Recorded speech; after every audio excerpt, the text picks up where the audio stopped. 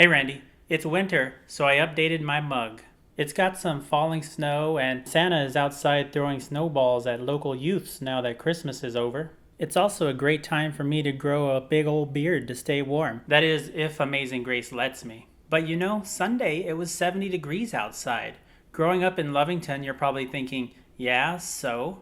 But this is New York City. We have real winters usually. So what's going on? It's definitely weird, and this week so far has just been too warm for comfort. I guess we're seeing the effects of global warming pretty clearly now.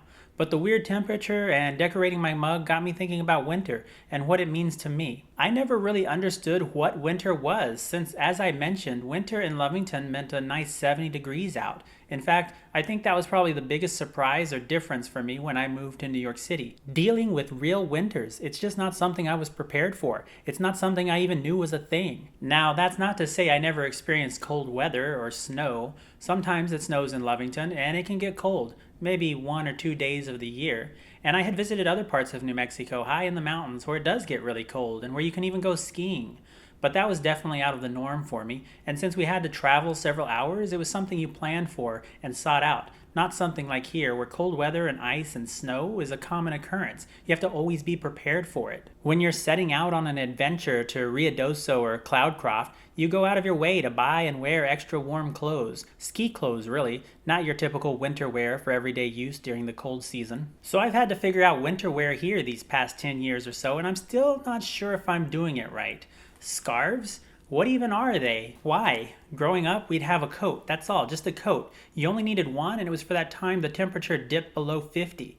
And gloves, I don't think these are mine, but gloves would only be necessary on an actual snow day so you can pick up snow and throw it at your little sister without freezing your fingers off. But now I need a few different coat options depending on how cold it is and whether it's raining or snowing or not.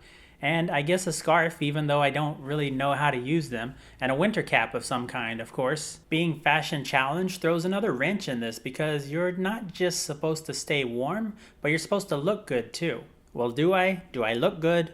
Overall, though, I do really like winter. I just don't know how to dress for it. And I can blame Legos too. Minifigures don't have layers. They might have a coat or a jacket printed onto their torso, but they don't really bundle. In fact, I've never even seen a scarf piece before, but look, there's one in this new set. In the past, I've only seen the bandana pieces used as some kind of makeshift scarf. And remember Ice Planet? Those guys didn't bundle up either, just a helmet and an orange chainsaw to cut through the tundra. So even Legos failed to prepare me for real winter.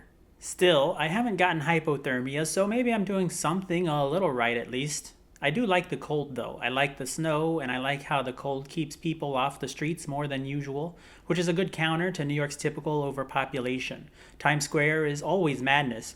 In summer, it's unbearable, but in winter, it's just a little less mad because a lot of people decide not to brave the cold. Snow is pretty. Ice, though, is deadly. I could do without ice. See you soon.